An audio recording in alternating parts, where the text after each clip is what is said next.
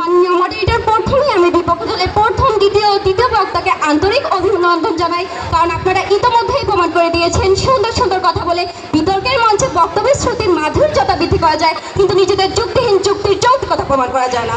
মাননীয় মডারেটর, আমার মনে হয় আমার বিপক্ষ দলের বিতর্কিকরা হয়তো ভুলে গেছেন আমাদের আজকের বিতর্কের বিষয় শিক্ষার জন্য তাই মেধাবী নেতৃত্ব করার প্রধান অন্তরায়। আর তাই তো বিপক্ষ দলের প্রথম দ্বিতীয় ও তৃতীয় বক্তা একই সুরে সুর মিলিয়ে বলে গেলেন একজন অশিক্ষিত নেতাও নেতৃত্ব প্রদান করতে পারে, কিন্তু তারা এই বিষয়টি একবারও তুলে ধরতে পারেনি মেধাবী নেতৃত্ব প্রদানের প্রধান অন্তরায় শিক্ষার জন্য তা নয় কেন। মাননীয় মডারেটর, বিপক্ষ দলের প্রথম বিতর্কিক তার বক্তব্যের মধ্যে বলে গেলেন বুদ্ধিমত্তা ও চরিত্র প্রকৃত শিক্ষার লক্ষণ। বিজ্ঞ প্রতিপক্ষ, আপনার দেখানো বুদ্ধিমত্তা ও চরিত্র পূর্ণ বিকাশিত হয় শিক্ষার মাধ্যমে।